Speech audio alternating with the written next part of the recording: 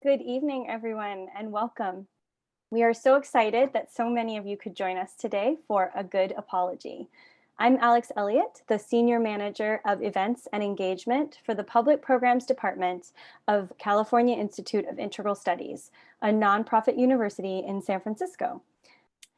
Now let me introduce our presenters tonight, Nikki Mirghafori and Molly Howes, and then we will get right into the conversation. Nikki Mirghafori is an artificial intelligence scientist and a Buddhist teacher. She is a lineage holder in the Theravada Buddhist tradition, as well as a Stanford-trained compassion cultivation instructor and a UCLA-trained mindfulness facilitator. She serves on the Teachers Council of the Insight Meditation Center and the Spirit Rock Meditation Center, where she also serves on the board of directors. Molly Howes is a Harvard-trained clinical psychologist and an award-winning writer. Dr. Howes has contributed to research projects studying the interpersonal effects of depression, the impact of a parent's cancer on the child's psychological well-being, and the incidence and prevalence of mental health disorders in primary care practices and in larger international populations. She is an author of several academic papers and presents at conferences for professional organizations such as the American Psychological Association. A McDowell Fellow, she has also been published in the New York Times Modern Love column, Best American Essays, NPR's Morning Edition, and elsewhere. And now, let me turn it over to Nikki and Molly.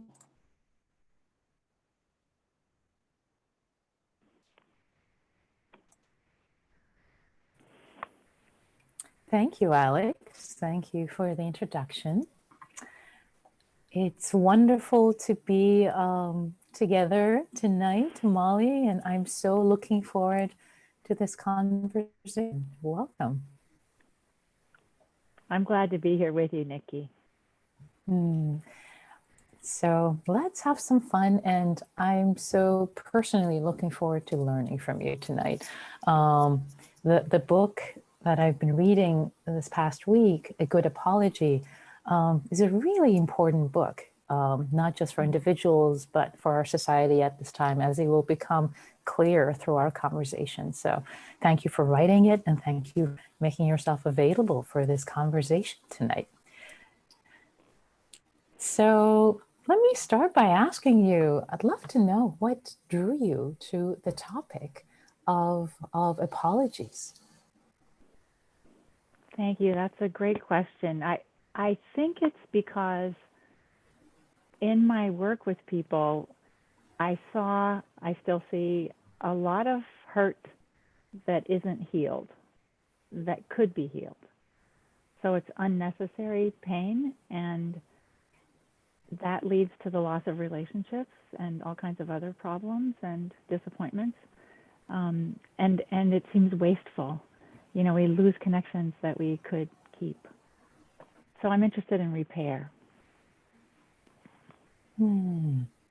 So I hear the sense of the wastefulness that you've seen in terms of the relationships that could be repaired. So an interest in repairing. So I guess that leads really to the second question, which is, I'd love to hear in your words why apologizing is important. Why apologize?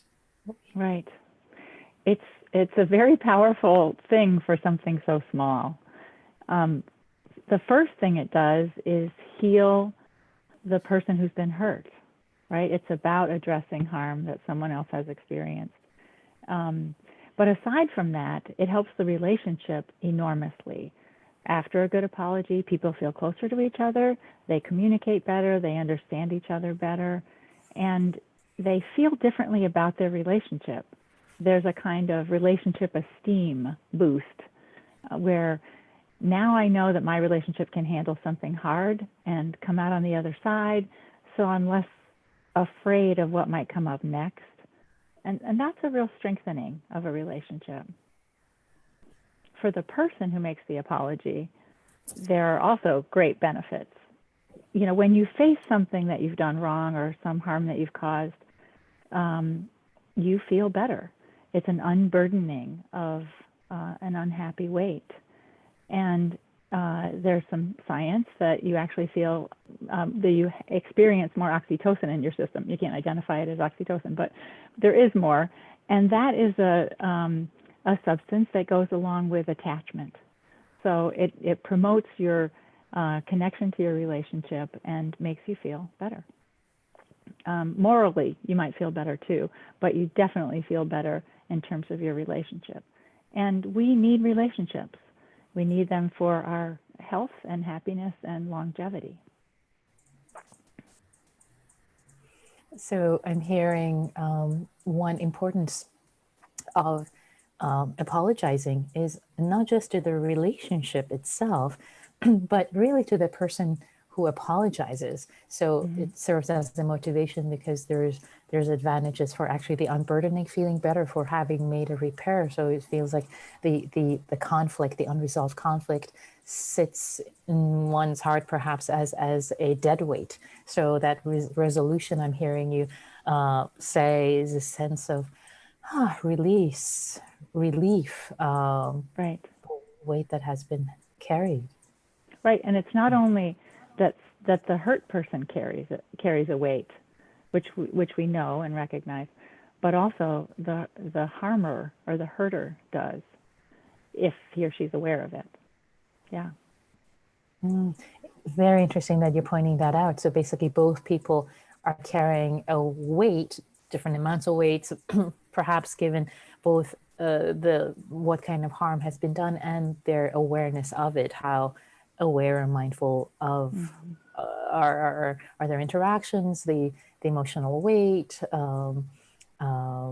their emotions in general. So it seems like it has benefit for both parties, as well as not just in terms of their relief and release, but as you're pointing out, health benefits, connection benefits, psychological benefits, because connections are so important to us.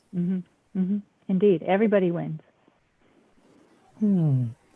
So if everyone wins, so well, I want to ask you. So actually, other questions, but first I want to actually get into the substance of the conversation pretty early on. Is to ask you if you would kindly walk us through the 4 steps that you lay out in your book. Okay, great. Step 1 is not about saying anything. It's not about saying I'm sorry. It's about listening. Step 1 doesn't have anything to do with you as the apologizer. It doesn't have to do with your intentions or what a heck of a nice person you are or the history that led you to behave the way you behaved. It's only about learning to understand the other person's hurt. And as such, it's the base on which everything else is built for a good apology. But it's a really hard thing for most of us to do. In general, we don't want to hear about things that we may have done that were mistakes or that hurt someone or that disconfirm the way we think of ourselves. And so we resist, and most of us are quite defensive. If we can get past that and find a way to accept our mistake or failing of sorts, then we can proceed. And having done a good step 1, one's able to do step 2, which is to make a sincere statement of regret and responsibility and empathy. And then you know what it is you're actually apologizing for. You know, sometimes we say I'm sorry before we really know the extent of what happened or what we're supposedly sorry about. And that's what people usually mean when they say make an apology. They mean step 2. In my view, all 4 steps are necessary, and step 3 is making restitution, making reparations, making up for the harm that was done. In law, that means restoring someone to financial wholeness, and in relationships, it's usually not material. If it is material, it's more symbolic. Often it's a replacement of something that was lost or damaged. It could be material in that way, but more often it's a do-over. It's a chance to get it right when you didn't get it right the first time.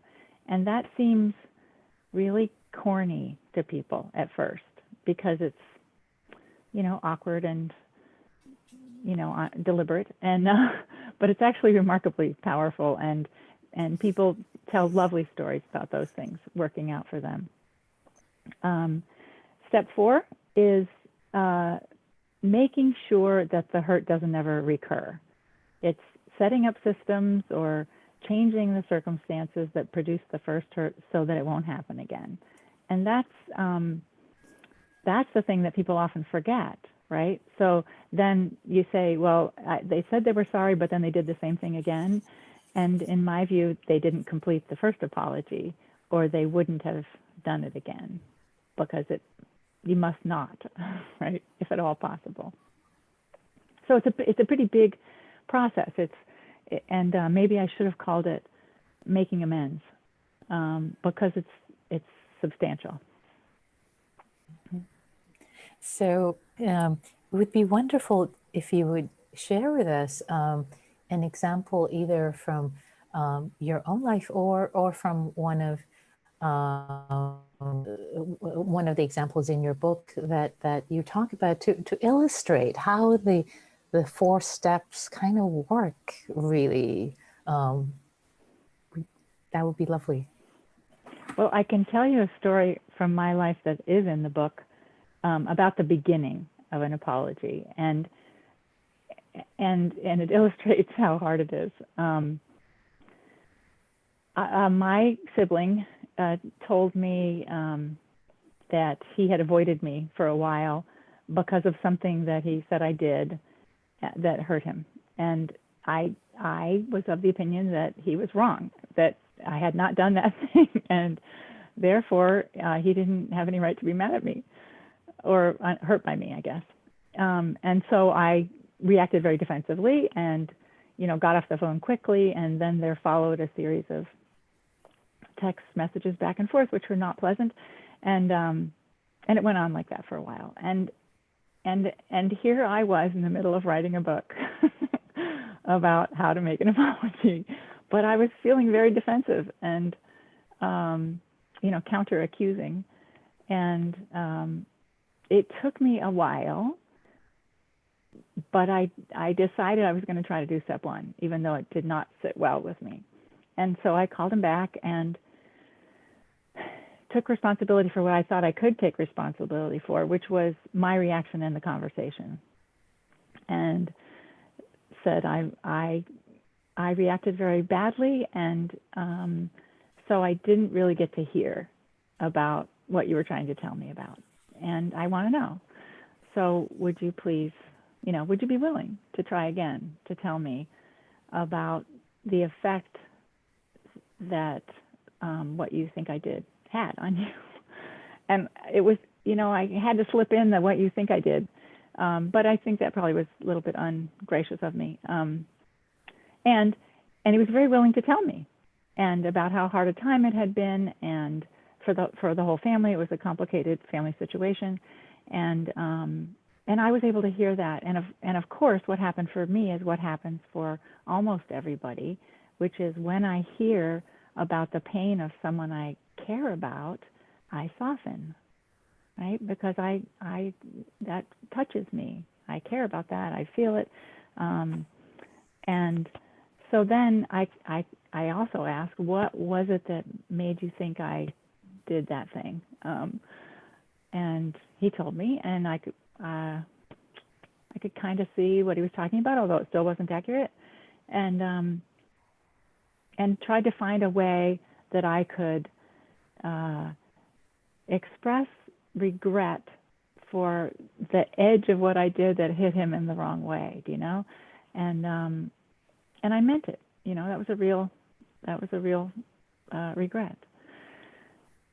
And then there followed more conversation, and we, established kind of a regular time to speak with each other about things, and to try to keep each other sort of keep each other honest when there's a reaction the other person is having, so we don't have to wait a long time till later, to deal with it.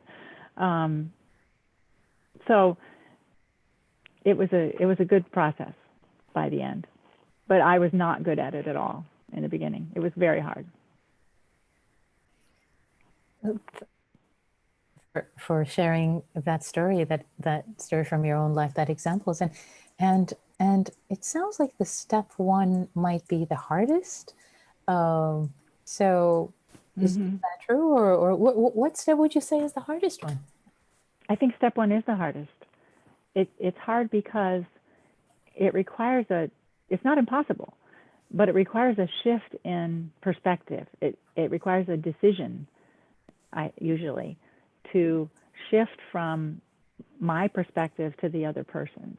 And many of us are not good at that. Our culture isn't good at that. And we're not accustomed to listening. We're not as comfortable being receptive as we are being active, most of us. And we really hate the thought that we made a mistake or did something wrong. And so there's, actually doing that and facing something clear-eyed requires a kind of self-compassion, which I think you know a lot about, and much more than I do about. But to me, it's an antidote to shame and inaction and that kind of souring regret and despair. Yeah, thanks for bringing up self-compassion, which is a topic that's dear to my heart, and I teach and practice. And as we were connecting the other day, and I was mentioning that actually, yes, there are studies, and I found the studies that suggest that people who are more compassionate to themselves, they take more responsibility for the wrong that they have done. There's one study where they about 100 Berkeley students, and they did this study, and it turned out that when people are less harsh on themselves and they're kinder to themselves, more compassionate, then they do less finger pointing, actually. Instead of, it was their fault, but actually it's like, yeah, I screwed up. They take more responsibility, which in some ways makes sense. You would think it's counterintuitive, because if you're really kind to yourself, then you become a couch potato, and you just like, you self-aggrandize, but it's actually the other way around. When you're more compassionate and kind to yourself, then, as you were saying, there's less shame, because you're it's okay. It's you're holding yourself still. You still love yourself even though you screwed up, so you can own up to having screwed up. Exactly. And there's a thing that psychologists like to talk about, which is the difference between shame and guilt. I don't know if that's so. Tell us, please. So guilt. Some people say that guilt is feeling bad about something that you've done, and shame is feeling bad about who you are. And that's an oversimplification, but I think it stands in for, it's close enough. And the thing about guilt is that it can be a very productive feeling, because it can drive you to fix something that you feel responsible for. It's how you know you're a good person, because you feel bad when you do something bad. It's your conscience. And shame, on the other hand, is there's that word again, wasteful emotion, because it restricts us. It makes us turn inward. It makes us less likely to act or approach or repair. And so they're quite different. Yeah, thanks for highlighting and really discriminating between those two emotions. So it sounds to me like anything that supports one to experience remorse and guilt with a sense of conscience, and not feel ashamed, not feel like I'm a bad person, not make a character designation, but just my behavior was bad. Thinking about really ascribing the behavior have been a mistake. So anything that helps someone to make that distinction and not fall into the trap of shame and feeling unworthy and small and awful and a bad person, etc., then that might be supportive in actually taking the first step to listening, because that might shift the perspective. Indeed. Are there other things that can support this hardest stepping from, oh, it's all your fault. No, I didn't do anything wrong. To, oh, let me listen. Are there other things that you've seen in your practice and your experience that can support people in that? There are some research data about our inability to see our mistakes. You know, just cognitively, perceptually, we make many mistakes visually, and we're subject to optical illusions, and we're really pretty darn bad at knowing when we've made a mistake. And there's a hilarious book called Being Wrong: Adventures in the Margin of Error by a woman named Catherine Schultz, a journalist. That's great. It's full of mistakes. It's all kinds of mistakes that people make, and we tend not to see things that we don't expect to see. You know, you see it if you believe it rather than believing it if you see it. So if you know that I'm getting back to your question. If you know that about yourself as a human, and that's how you're wired, then it behooves you to be aware that you don't know the whole story. You might know your experience, but you really don't know the whole story about what the other person experienced in any kind of conflict. And it's like driving. You know, you have a blind spot, I have a blind spot, and it's behind my shoulder over there. And since I know that in my car, I have to take it into account or I'll have accidents. So we have blind spots about our impact on other people. We're really bad at seeing it and knowing it. And most people in a workplace or, you know, less close relationships won't tell us. We have to ask them. I think you have to ask. I love that. I love the way you put just to invite this sense of humility for us, just to take it for granted that, yep, we have blind spots, and we don't always see the impact we have on other people, and that all of us have blind spots, and that's just the way it is, instead of feeling ashamed or not, that there's something wrong with us because we made a mistake or we didn't see. No, we all have blind spots. So I so appreciate you normalizing that. Yeah, let me listen. Yeah, that's wonderful. I'll remember that. So it seems like that can really help shift one's perspective into one of humility and listening. Tell me, what is my blind spot? How did I harm you? How did I hurt you without intending to? That's any other things that might support someone shift into this? A related idea that comes up in transformational conflict literature is to speak as if you're right, but listen as if you're wrong. That's the same idea as the humility that you're talking about, you know, being open. And I think humble curiosity is really valuable in lots of settings, but especially in this kind of attempt to repair something between people. I love that. One more time. You may speak as if you're correct, as if you're right, but listen as if you're wrong. Nice. So it was a sense of clarity, confidence, stability in one's own understanding, but yet listening with humility and curiosity and not knowing. Lovely. Thank you for that. Also, that hint. Yeah.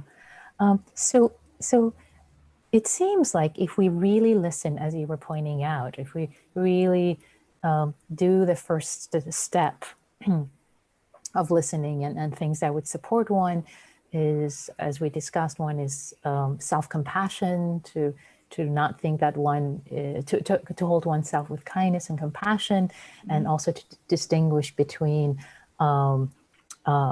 shame and not fall into shame, but have a sense of remorse and regret. So that, and as well as just having a stance of humility that you have blind spots, just assume that everybody has blind spots. So hopefully those will support one's shift in perspective, to be open to listening, reaching out and listening.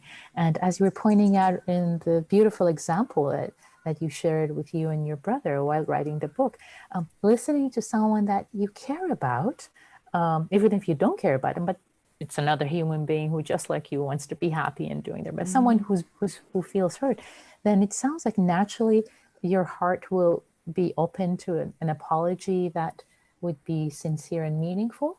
That's Sure.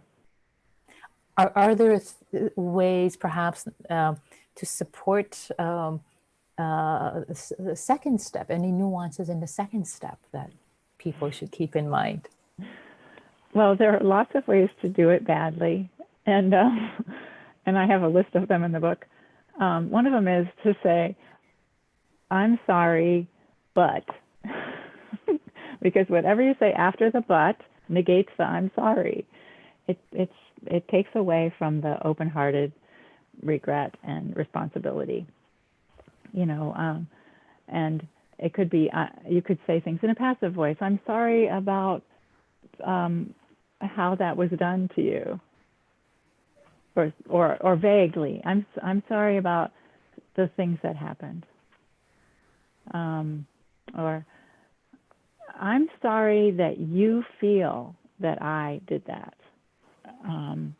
There was a public one recently. Representative Yoho said some harsh words to Representative Ocasio-Cortez, and then he stood on the floor of the House of Representatives and made his apology. And he did say one thing that was kind of like an apology. He said, "I'm sorry. I apologize for introducing strife to the already contentious House of Representatives or Congress." But then he said, "I didn't say the things that the reporters say that I said, and if they misconstrued it, then I'm sorry for their misunderstanding." So that's a bad way to say it. It starts off like he's saying, "I'm sorry," but the sentence turns on its head halfway through and it becomes something else. Indeed. Wow. Yes. And so it also seems like, as you're talking about it, there's this understanding of intention and impact. Oh, yes. So it's very meaningful. So I'll just hand it to you. Yeah. They're not the same. People feel like they're the same. If I didn't mean to hurt you, you can't be hurt. And it's just not so. It's not so in personal relationships. It's not so in social justice encounters. Intention is important, but it is not important in the beginning of an apology, and it's not as important as the impact on another person. So how would, about the second step, a good apology, a sincere apology that doesn't have the buts and "I'm sorry for how you feel, whatever." What would a clean one sound like, really, and a sincere one?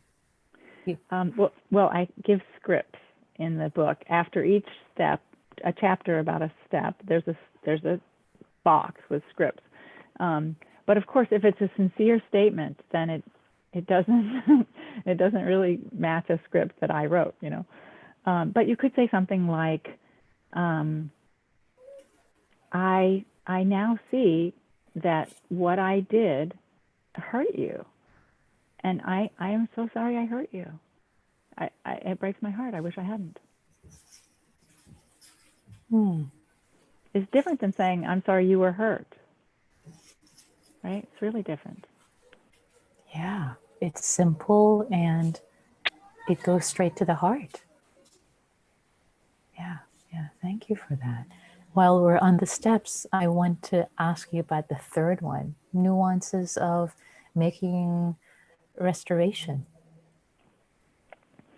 Well, I like to talk about reparations in this regard because reparations for slavery, for example, are part of the apology, the overdue apology that I think white Americans owe Americans of color, and it's a real verifiable action that could be taken, and there is a law, a bill, House HR 40, that's closer than it's ever been to becoming a law.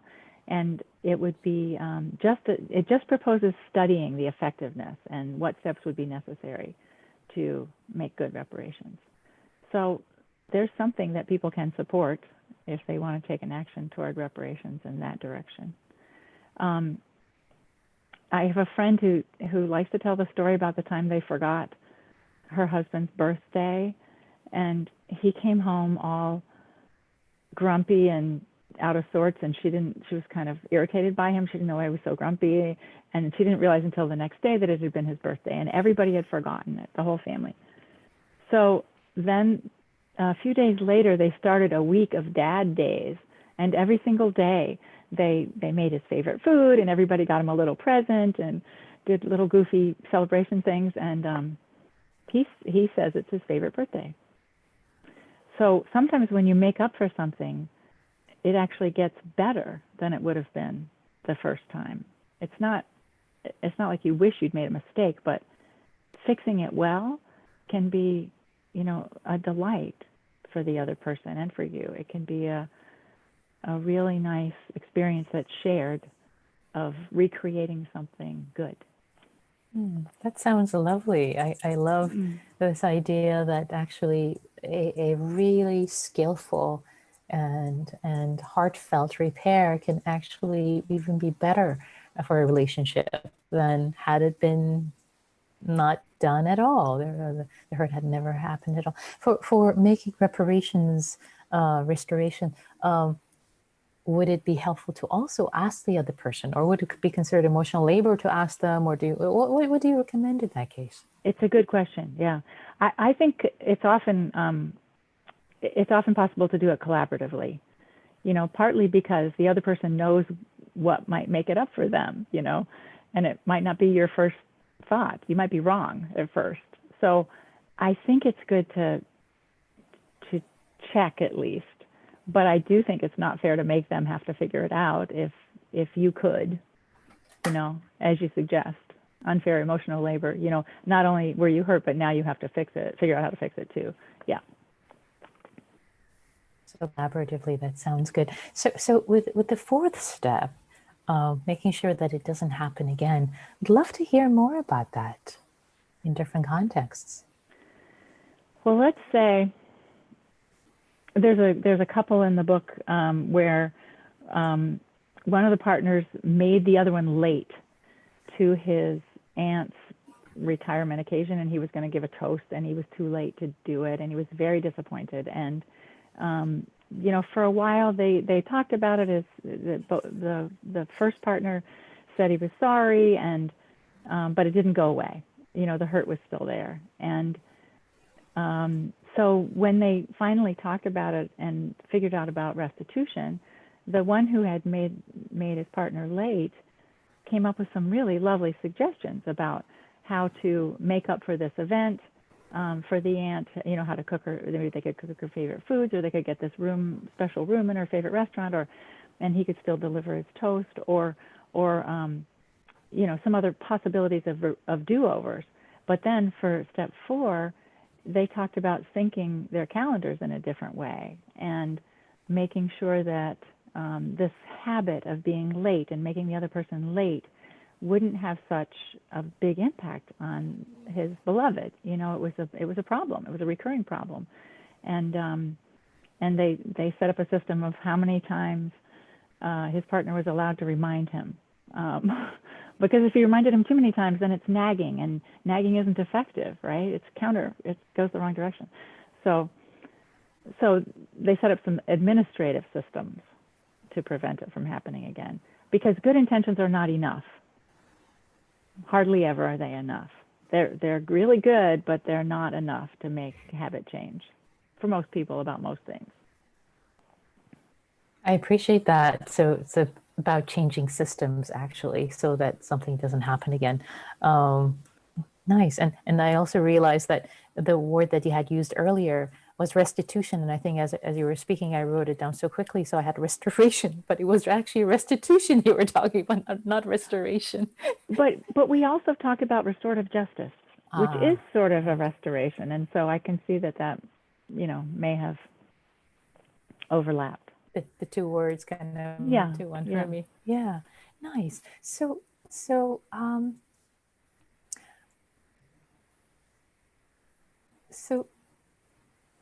I want to ask you about a complicated situation, if I may.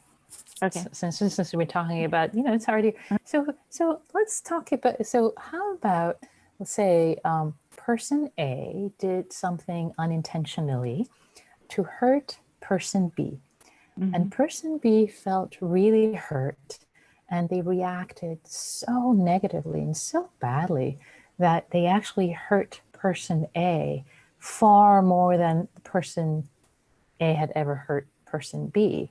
So there's now this complicated situation. So what would you recommend if person A came to you who had caused the original harm and said, "Hey, I have this complicated situation." So what would you recommend to person A, given the complexities of the hurt and Yes. wanting closure, Yeah. Gosh, that's hard, right? Yeah. You're the I experts. I would love I to think know. We all want to know. We want to learn from you because it happens in the real world, it right? does. In any relationship that's lasted over a substantial amount of time, both people have had opportunities to be hurt, right? And often somebody's hurt to the other person they think is just reacting to the way the person hurt them. They don't think they started it. Nobody thinks they started it. And so let's just say that it could be a kind of a given. If there's an ongoing problem between two people, both people feel hurt by the other person. So you could wait for the other person to make an apology to you, and they may, or you could ask them to, and they may. Person A could ask person B, "Would you apologize to me, please, because you owe me one for what you did." But person A might get further if he or she were willing to apologize first. Because often what happens after a full good apology process is then the other person gets to go. It's turn taking, right? If person A apologized for the unintentional hurt, now they know about it, right? So they can apologize for the harm they caused, the hurt they caused, and do whatever's necessary to follow through on that and all the steps. I probably should ask first, though. Let me just say, for step one, they probably should ask first so they understand for sure all the ways, because they may not be aware of the enormity of the impact on the other person, and they just think the person way overreacted, but maybe they didn't, and maybe it won't seem like that when they learn the whole story. And then at the end, if everything is resolved about that, then person A could say, I wonder if you could make an apology to me. Do you want to know how you affected me? Beautiful. So thank you for that. As you talk about, it doesn't seem so complicated. I mean, it is complicated, of course, in real life. But I appreciate the way you're laying it out. To actually, person A could listen and go through making an apology and amends, and then at the end say, ask for an apology. Would you, or maybe invite the other person? Would you like to hear how you impacted me through this? So it's an invitation to actually reverse. Lovely. Yeah. Thank you for that. Yeah. So now I would love to hear if you would, because apologies seem so helpful and so holistic, whole making for the relationship, for the two people. And also they seem a little challenging, the first step, as we talked about. But there are many myths about apologies that are in your book that I think would be helpful for us to hear about and maybe not believe them. Would you tell us about them, please? About them. Sure. Yes. Well, one really big one is that an apology is a sign of weakness. In our culture, there's a model of strength that is, a rugged individualist and independent and completely self-confident and nary a doubt about oneself or one's actions. And that person isn't likely to be wondering whether they had an impact on someone else, right? It's not the same kind of stance in the world. And so for many people, and in our culture that applies more to men, there's more pressure on men to follow that model than there is on women. Asking someone if you hurt them or trying to make it right feels like a sign of weakness. People don't want to give in. They don't want to be the one who is softer, right? On the contrary, I think making an apology takes a lot of courage. It's a very strong thing to do, but it isn't forceful strong. You know, it's quiet strong. So I don't think it's a sign of weakness, but I do think many people do think that. Another one is the old movie tagline that love means never having to say you're sorry. You remember that movie? Oh yeah, I'm old enough to remember that movie. And you know, I think if a relationship is worth preserving, it's worth repairing. You know, there's a lot to be lost and a lot to be gained by doing it well. Let me think of some more of them. Oh, for doctors, taking responsibility for harmful mistakes will get you sued. Not uncommon as a perspective, right? It turns out that it's highly likely to go in the other direction. The data are not entirely clear, but there are many benefits for medical apologies, and that's a huge movement in the United States. And one of the benefits is that the size of the settlements is smaller. And it's smaller because, we think it's smaller because people feel seen and heard and their pain is understood. So they don't need vengeance as much. Right? They want to be made whole. They want their family member to have the care they need and so forth, but they don't need to hurt somebody. You're a nice person, so you couldn't have done anything that hurt someone. Making an apology doesn't benefit you. It only helps the person who's hurt. What we've already talked about that. I think it does benefit. How about this? If the harm happened before you were born, you don't have any responsibility to try to repair it, right? And that goes back to the original sins of the United States formation, right?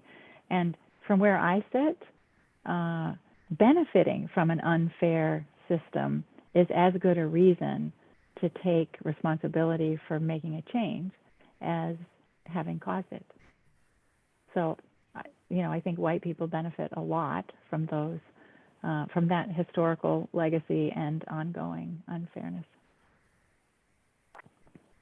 And this seems like the perfect segue to ask you more about the relevance of your book, not just for people, relationship between people, but larger organizations, social justice, governments, restorative justice, communities. Yeah, if you would kindly say more about that. You've been saying about some about it throughout, but yeah, I would love to hear. I know you're passionate about this, so I would love to hear more from you. Thank you. Yeah, it matters to me a lot. So I think this model can apply on any scale. It's the steps are so common sense and so such basic human actions that you know, they're not mysterious and they can be applied to any number of other situations besides just between two people. And restorative justice is a case in point. The steps in a restorative justice practice are almost exactly the same as the ones in my model, which I didn't know when I started writing the book, actually when I finished writing the book. But now I volunteer for an organization that does restorative justice with young people, mostly young people who've committed what would be an offense. And the kids have to do the same sorts of things. They have to listen to the person who is harmed. They have to you know, make up for it. They have to engage in some learning that will change the likelihood of their reoffending, and they have to write a beautiful apology letter, a thorough apology letter to the person they harmed and to the community who is also harmed by their offense. There are governmental apologies or apologies on behalf of a government that are quite stellar. Not all of them, but some. Justin Trudeau takes the prize, in my view. He's very good at doing all the steps, at least in several circumstances. He has been. I understand that he apologizes so frequently that it's a sort of a joke, but but he does it really well. So, play to your strengths. And in terms of racial justice, someone recently said to me that my book is a stealth social justice book, and it's masquerading as a self-help book. And it is a self-help book. It's not a masquerade, but I really do believe that these 4 types of actions toward repairing something that's wrong are access points for people who want to participate in dismantling racism or challenging white supremacy. Each of these is a way that a person could enter that process and participate.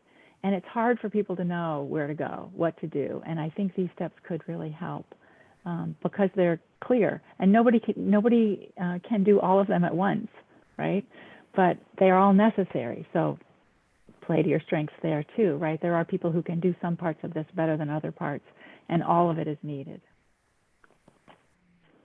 Yeah, thank you for all of that and the examples, and especially in the case of the restorative justice, which, as you were saying, the intention is different from making somebody right or wrong, but just really making the whole community whole with these steps. Yes, it's not. It's about justice, but it's not about punishment. Yeah, yeah. So I'm wondering, actually, so we've been talking about how, as individuals, as organizations, communities, perhaps, you would engage in these steps.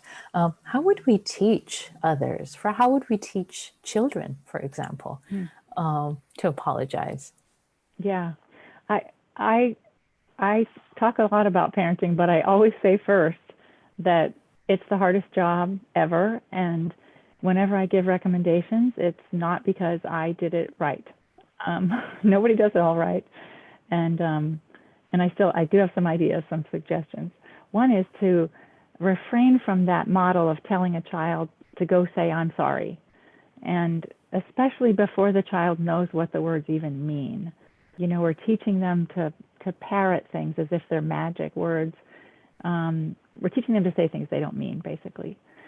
And they might feel regret, but they might not. And they have to say these words in order to get out of trouble. And some alternatives are emphasizing empathy, because children very young can learn empathy. Many children are naturally empathic, but they can be taught to pay attention to the impact on someone, the effect on someone else. And, how do you think so-and-so feels about not having that toy? Look at her. How does it look like she feels? And also asking them the question, what would make this right? Is there a way you can make this right? Because kids have a very strong sense of justice often. It's fierce. The rules are the rules in games and things like that. And I think that's a very valuable thing to have as a framework. So I'm loving the distinction you're making between telling and asking. So not to tell children to go apologize, but asking them, how would he or she or they feel? How and how would you make this right? So really inviting them to be curious, telling them, thank you for that distinction, which is in a way actually it parallels what you're outlining and in the 4 steps, what really works for the 4 steps anyways, the crux of it, the heart of it being curiosity and asking a question instead of just saying I'm sorry, which if you don't mean it doesn't make any difference, but right. but actually asking, like, help me understand, how did I impact you? How did I hurt you? So basically the same way that we would treat the other person, like how did I hurt you? The stance of curiosity, the stance of questioning, teaching the same thing to the kids, actually, in a different way. So maybe remembering curiosity, it sounds like, or asking. So would love to also ask you, sorry, anything else you wanted to share with us about teaching kids? No, I think that's good. Thanks. Sure. So you were saying earlier that you've been a parent and teaching, and it's not because you always did it right. You learned through your own mistakes, as we all do. Any examples from apologies in your life, or the ones that in your book from others, that it kind of like they were a little wonky perhaps, or things didn't quite go right, and then there was something to learn from the process not going smoothly?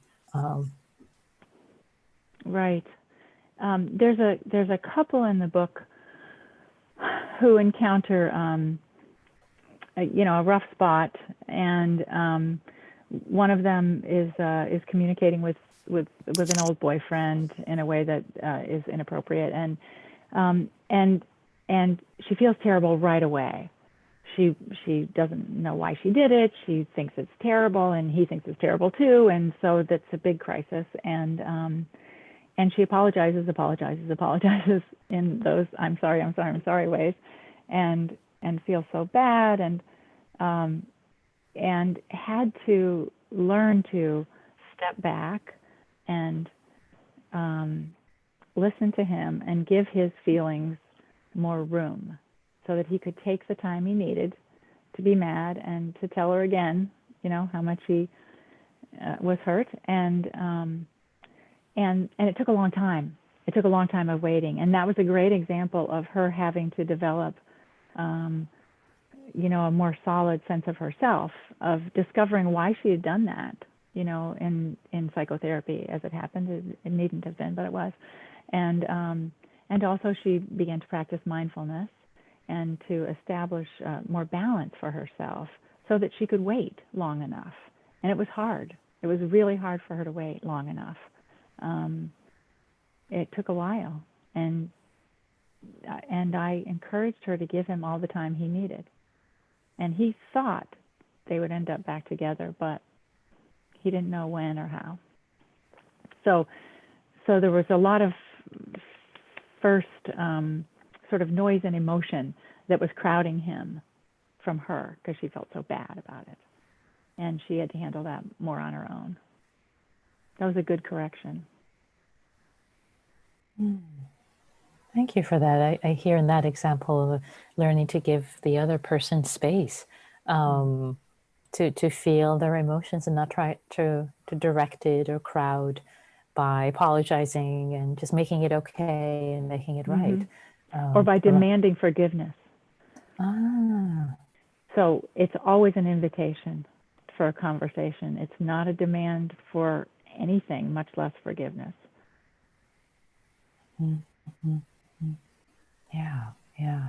And you mentioned mindfulness, which is, of course, the other practice that's close to my heart. And I remember reading in your book that you've also recommended to people to practice mindfulness and other practices like that, in order to not be so reactive, so that they can actually have a sense of stability to listen to the other person, and sit with their own emotions.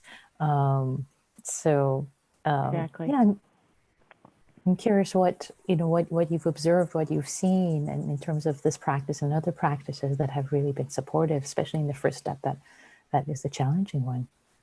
Right. It's a pretty common phenomenon in couples where somebody has a complaint, and the other person kind of can't take it in. They react so quickly, and often they react with, "I'm so awful. this is so terrible that I did this, and get caught up in their own bad feelings about it, you know, mad and sad and withdrawn and all kinds of stuff, so that the person who had the original complaint is kind of left high and dry. That's never really dealt with, because then we have to deal with the person who's more upset, who's the original injurer, if you will, but still it's the person who's now really injured and feels terrible and needs reassurance that that his or her partner still wants to be in the relationship and things like that. And so over time, in that kind of a setting, the first person stops saying things because it you know, doesn't go anywhere. They don't get satisfaction, and then they also don't want to hurt their partner. So if that reactive partner can learn to settle it down, then he or she can listen and resolve things more effectively, which is, you know, a pretty good idea. So they don't have to accumulate all these unspoken, unresolved problems.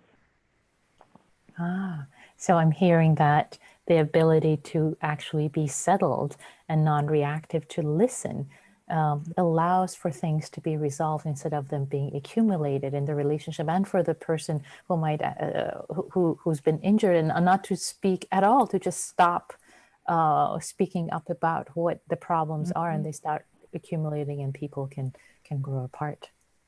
Yes.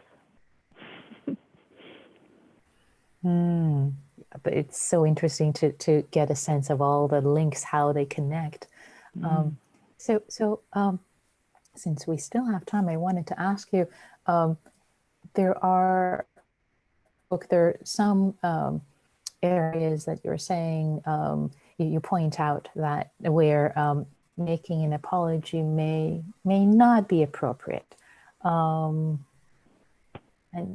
would be interesting, for me at least, to hear your thoughts about, you know, why you chose those and how they actually they came up for you, and then you decided that those are worth mentioning in this process.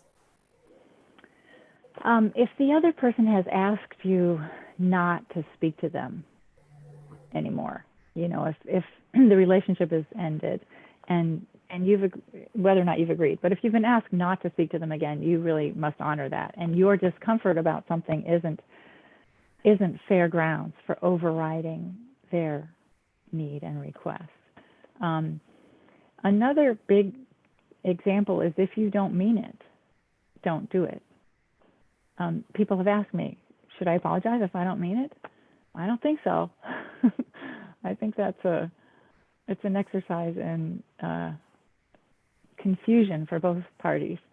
And I joke in that chapter, it's a very short chapter about times you shouldn't apologize, that you shouldn't apologize if you never make a mistake, which, you know, I don't know anybody who never makes a mistake, but I know people who think they don't ever make a mistake. Sometimes you can't apologize because the person isn't available to you for one reason or another. It might be because they're dead. It might be because they're were never known to you. It was a stranger. And, you know, it might be because they are not able, for medical or other reasons, to engage in a conversation. So then you can't. You literally can't do it.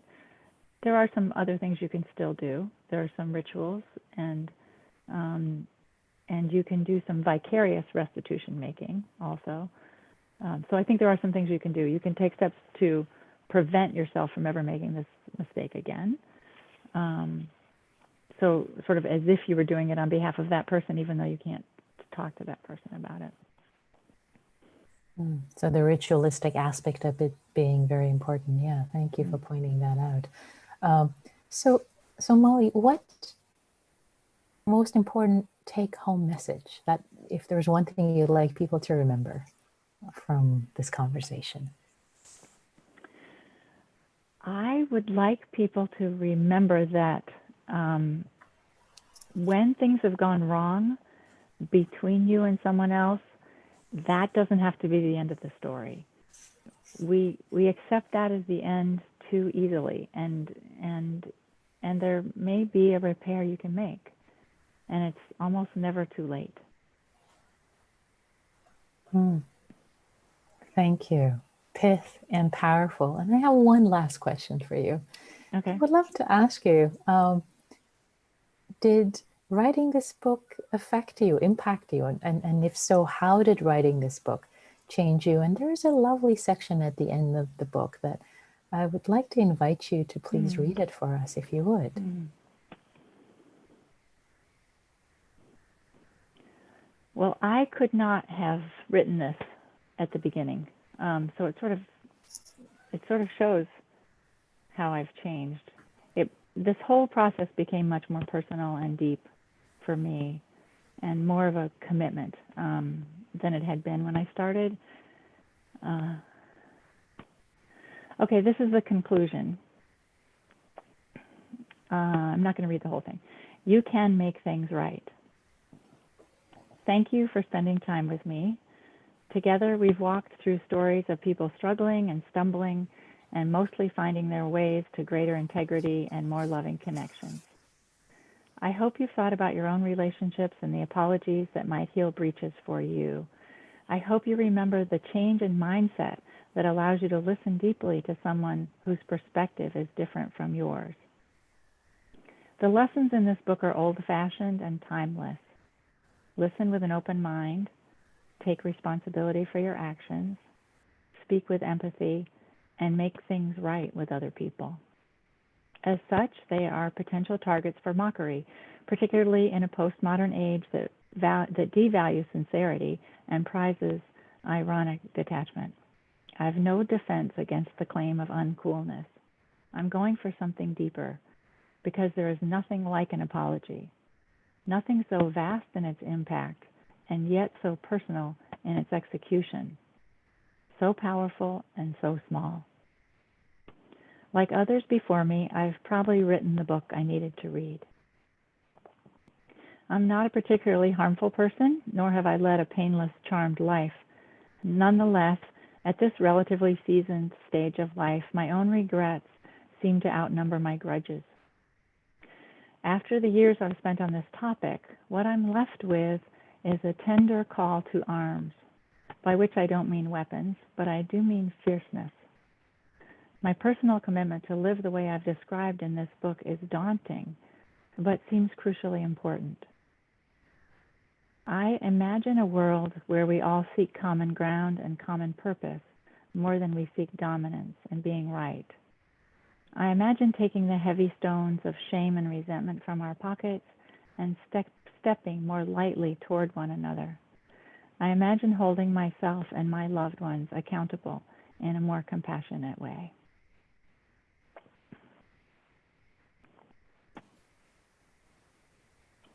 Thank you for letting me read that. Thank you so much for sharing that with us, Molly. Beautiful. It's heartwarming, inspiring. So much of it, especially to hear of your own personal commitment in your own life and in your work to repair. Thank you. So let's transition to opening our conversation up now, which has been lovely, and I've enjoyed it very much. But me too. I think others probably want to get in on it. So let's open our conversation to the questions that are coming from our audience. So the first audience question is from Stan. And Stan says, sometimes people protect themselves with their pain and hold on to it. I have done this in the past. How can one apologize in relation to that? Protect themselves and hold on to their pain. Stan, do you mean the harm that someone else has done to you and you need an apology? Or do you mean, I'm thinking you mean holding on to a pain that prevents you from apologizing to someone. And yeah, I know, because holding on to whatever we're holding on to is hard to stop, right? It's really hard to let go of wherever it is we're stuck. And whether it's holding on to pain or an old pattern of how we think of ourselves, or an old way of reacting to other people, or an old way of loving or leaving, or all those kinds of things are really hard to change. I think what helps is wanting the outcome more than you want to stay the same and hold on to something that you know. And the outcome is so rich of a good repair. You know, the downstream consequences are, you know, never ending, and so enriching that it seems worth it, even if it's really hard. The fact that you're even asking this question makes me think that you, or whoever this is about, is considering change and letting go of something that they've been holding on to. And that's promising, I'd say. Thank you, Molly. Here is the next question we have from Cynthia. And Cynthia asks, how can you give a sincere statement of regret when you don't think you did anything wrong, or cannot remember the action that the other person is remembering? Yeah. Yeah, good one. Yeah, that's hard, Cynthia. I agree. It's really hard. So sometimes the emphasis isn't as much on regret as it is on empathy or on responsibility for repair. So, you know, if you care about someone's feelings and they say that you've hurt them, you know, you care. You might care. You might want to know what it is that they are feeling and how they were affected. And you can, sort of like with my brother, right? If there is a way that you can find to identify your contribution, I think that's worth claiming and naming. But I also want to say that sometimes often I think we hurt people without having done anything wrong. You know, you're not really to blame for anything. It's because because relationships are a contact sport. You know, we bruise each other by mistake all the time. And we often don't even know that we do it unless they tell us. So wrong and blame makes sense in court, in an adversarial system, but it doesn't really make sense in a relationship. I mean, sometimes people are at fault, for sure. But what matters more is finding a way to reconnect. And the route to that is to understanding each other. And your step first is to understand the other person. Hopefully, afterwards, it'll be your turn. And it will be important to share your experience of this with your partner or friend or family member also. Thank you, Molly. I appreciate you emphasizing the listening and the care and the curiosity, even if one doesn't remember, because clearly the other person remembers and they've been impacted in a particular way. And given the other principle that you mentioned earlier of having humility, having the assumption that we have a blind spot, that we, as human beings, we don't always perceive everything. We just cannot possibly perceive everything perfectly. There's right. A lot of misperception. So right. And Cynthia, I forgot that you said that about not remembering, because you know there are lots of different reasons one might not remember something that actually happened. And you know, if it's a function of having been compromised, having your consciousness compromised, you know, by substances or sleepiness or something, that's one kind of thing. If it's just that you really don't think this ever happened, that's a different thing. And sometimes people say, well, I was drunk, that was the reason, and as if that exonerates them. And I think it's not an effective defense, in my view. But also, there's a case in point, which is, I'm sorry, I'm going to get political. Brett Kavanaugh's confirmation hearings.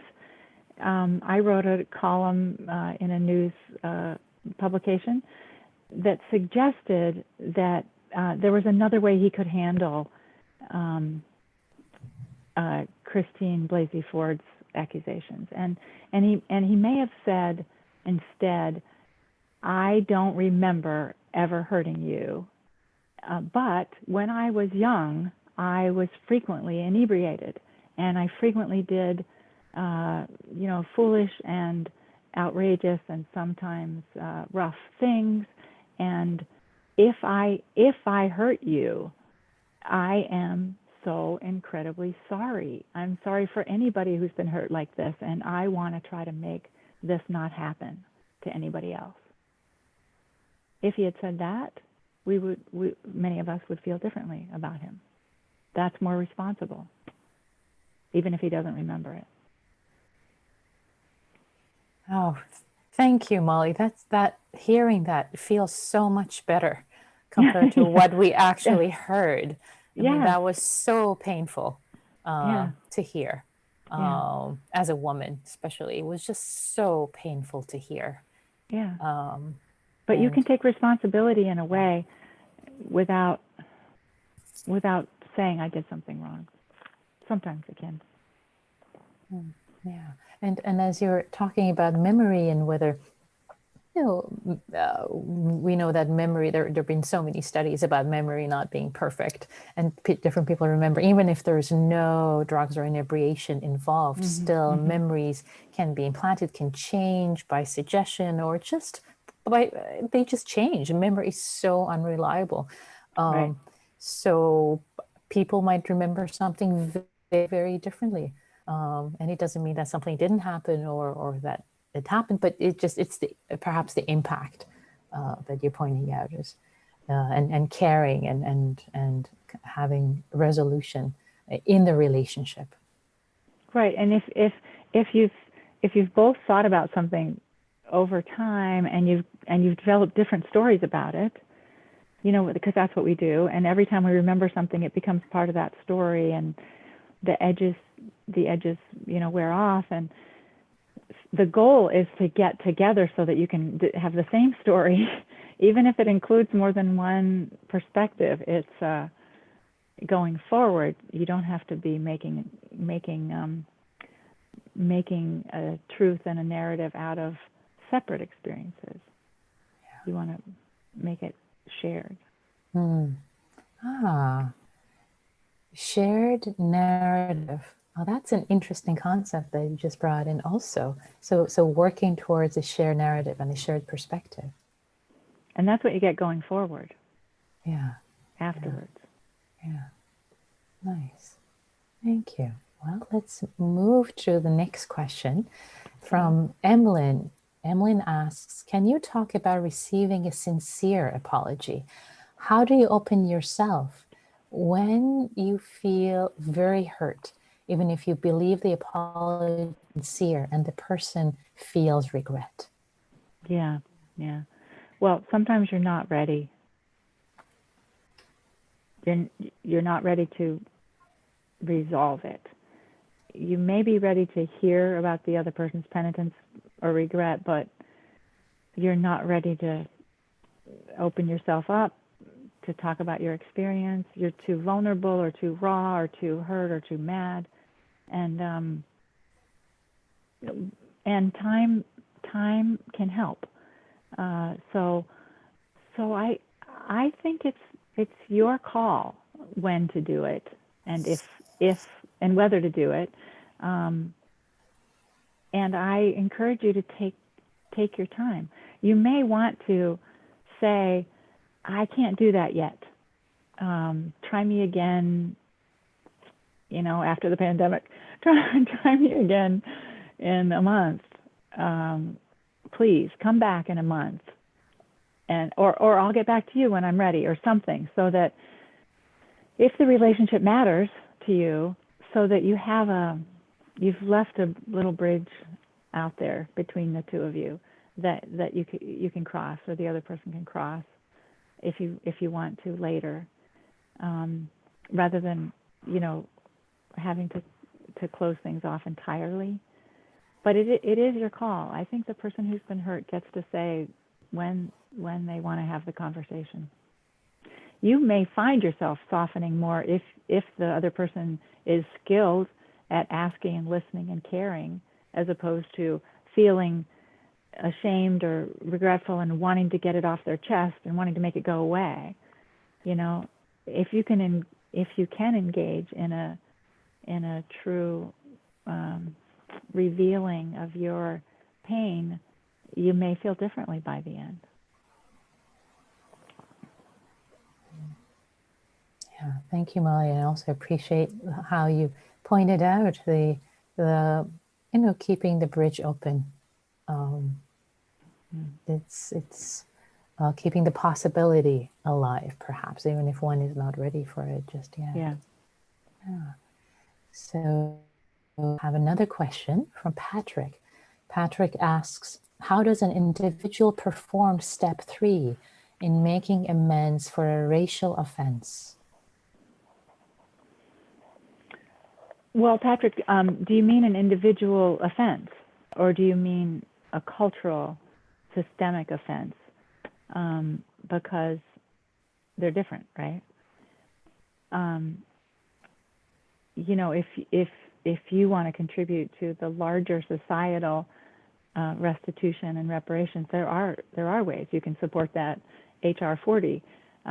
You can develop what Michael Eric Dyson calls an individual reparations account, into which you deposit a certain amount of money every month, and you use it to pay people who are underpaid, or to pay for some first in their family students in college, all their textbooks, or he has pages of things you can use these accounts to contribute. If you want to do individual monetary reparations, there's a way to do that too. But if you've hurt someone by making a racist error, then it's the same as any other interpersonal hurt, and it's hard to own it, because none of us wants to think that we're racist, right? But we all are, and also we make mistakes. So it's essential, I think, to try and to take the feedback when you misstep, and use that as an example, as an opportunity to learn so you can do better next time. And there's a big risk of stepping back too far after making a mistake, or not even stepping in at all because you're afraid of making a mistake. And lots of us good-intentioned white people do that, and it's really unfortunate because you probably have a lot to give. And so one of the planks in there's an organization called Showing Up for Racial Justice, which is for white people, and one of their planks is anti-perfectionism. So you have to kind of adopt this perspective that you're not going to get it right. But you should keep trying. And I don't mean, be completely uncensored and an idiot. I mean, take counsel from people and pay attention. But when you make a misstep, to learn from it and try again. I appreciate the lack of perfectionism, expecting it to be messy. In general, apologies to be messy, and it's not going to be clean and a bow around it, and just but as an opportunity to learn and grow as a human being. So thank you for pointing that out. Expecting lactionism. I love the things that you notice. It's really fun. We can do this all day, Molly. We'll just keep talking and we'll just notice. Good. Yeah, it's just great. So the next question is from Nirali, who asks, can you share the distinction between apologizing and appeasing in parenthesis, over apologizing? Apologizing just so that others don't get more angry at them or cancel them. Yeah, that cancel thing, that's a problem.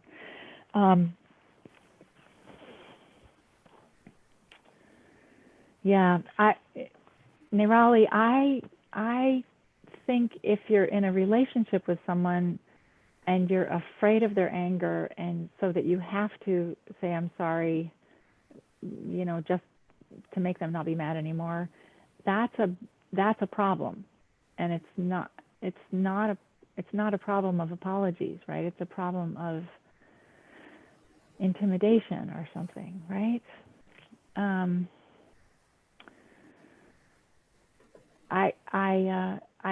I think there is a public kind of thing where people make public apologies so that they don't get, canceled or, really wrung out to dry in social media and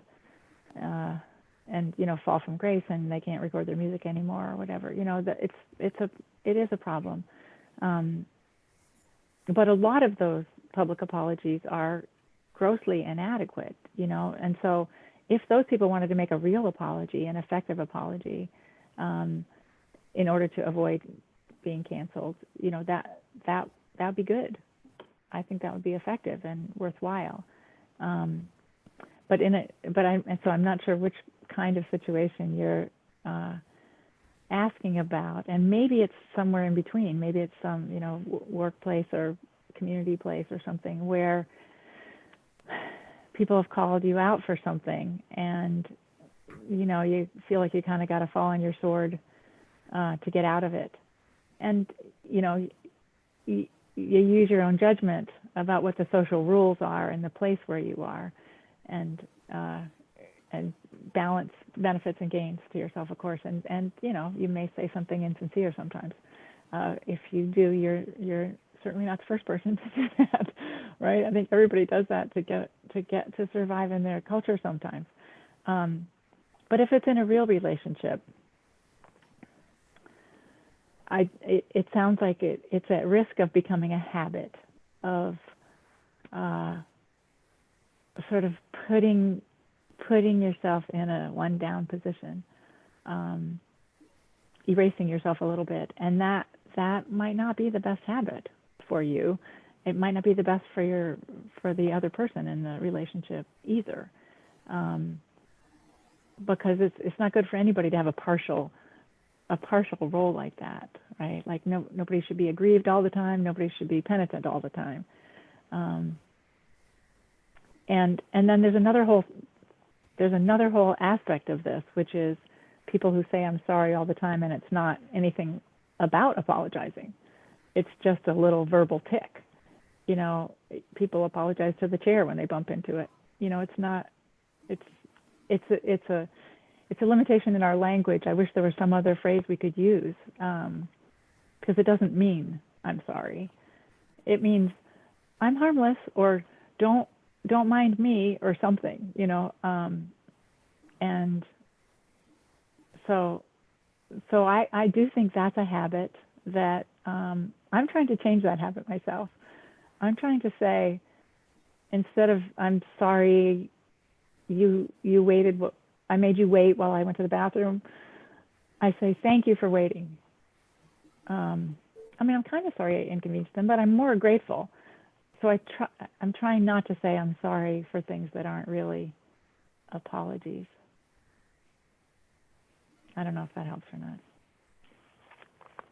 There was a lot of ground that you covered there, Molly. I appreciate since it's not live, interacting with Yeah. audience. You're trying to interpret: is it workplace? Is it a relationship where maybe there's no safety, and you're just trying to appease the person, and is it over apologizing? In which case, maybe appreciating someone's patience or whatever is better. So I'm appreciating you're trying to cover all the possibilities in answering these questions. And these are great questions. They are. There's a lot of territory to cover. So here's another great one. Coming up from an audience member, don't have a name.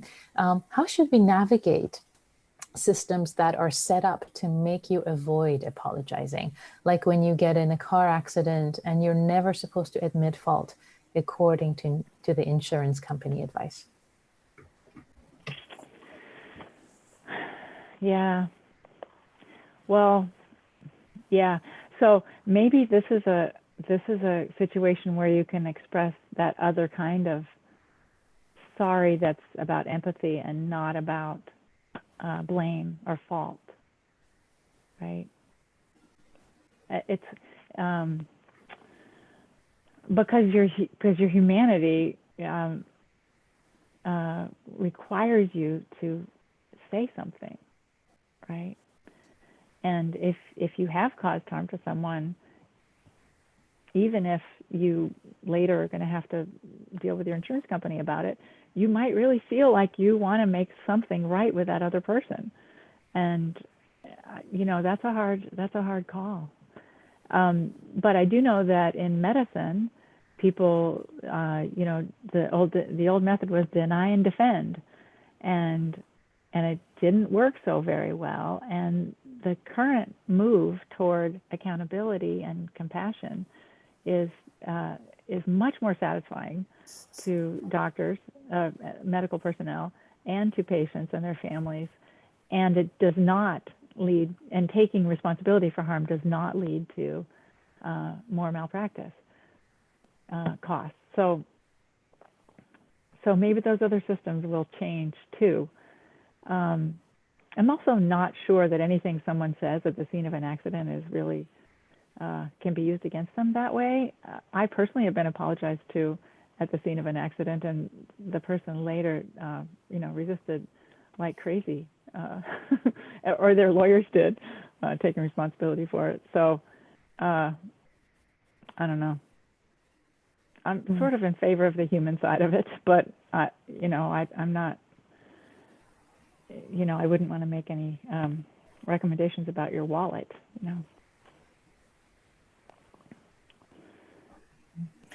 So I'm curious, Molly.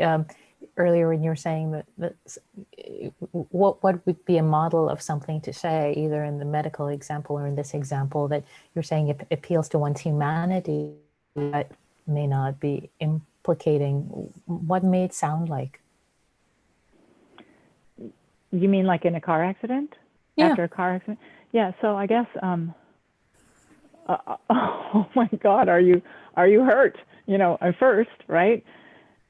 You're so hurt. Is there anything I can do to help you? I mean, expressing care for the other person's status is indicated, I'd say, and that's a human way to reach out, as opposed to I didn't do it. So I don't know. It seems like you can be more present and care about it.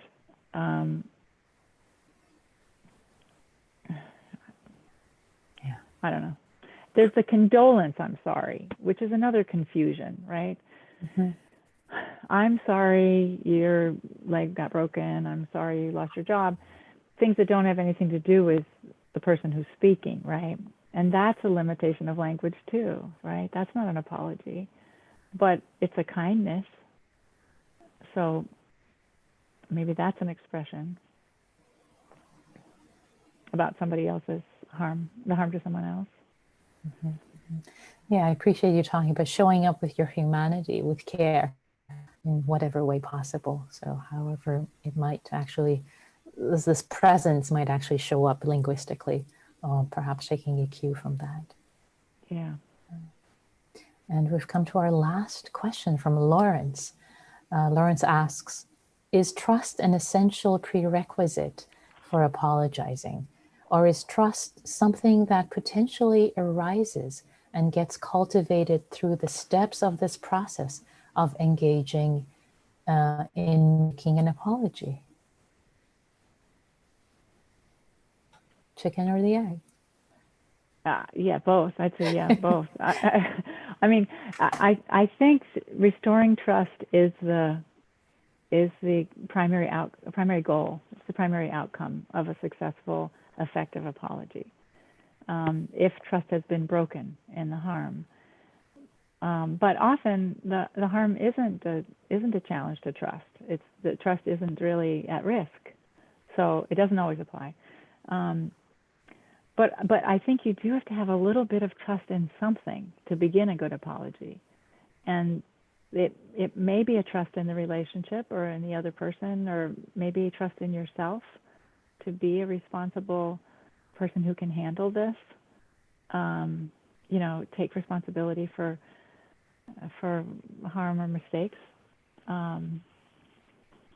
So I think restoring trust is great, and I think that's what apologies can do if that's what's needed. But it isn't always needed. Sometimes the trust is still there.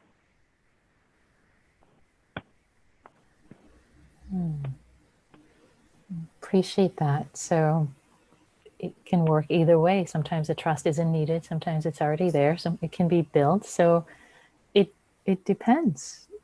Yeah, appreciate that. And well, I think we're coming to the end of our time. This has been so rich, Molly, to speak with you, to learn from your rich experience and expertise in this very, very important area of not just human relationships, but also organizational relationships, governmental. What an important topic, and what a huge gift that you've given all of us by your work, by your passion in this subject and writing this book. So it's a wonderful book, and there's so much more in there that we haven't covered tonight. So thank you so much for sharing of yourself in this conversation.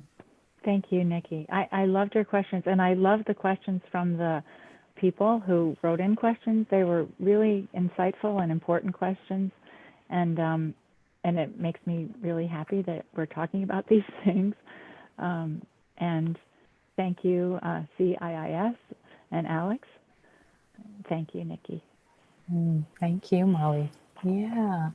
So I'd love to invite Alex back. Alex from CIIS. Welcome back, Alex. Thank you both so much. What an engaging and interesting conversation. I've been riveted this whole time. I feel like I need to send this to a bunch of people in my life now, so thank you for being here tonight and sharing with us. And thank you again. I will turn off your videos here. Thank you. Nice to see you both. Bye. And thank you so much to all of you who attended tonight. We do hope you'll join us for more of our upcoming talks and workshops. As a special thank you for joining us tonight, we are offering you $10 off our upcoming workshop, Navigating Through Your Dark Night of the Soul, which is going to be on Saturday, November 2nd. So if you're interested in that, you can use the code DARK20 at checkout. And we're posting that in chat right now, so you don't have to remember what I said. This conversation was recorded tonight, so if you would like to watch it again or share it with your community, it can be found at this same link on YouTube and later on our Facebook page. We will also feature this talk on our podcast, which you can find at www.ciispod.com or by searching CIIS Public Programs on your favorite podcast app. Thank you again for joining us this evening, and have a wonderful evening.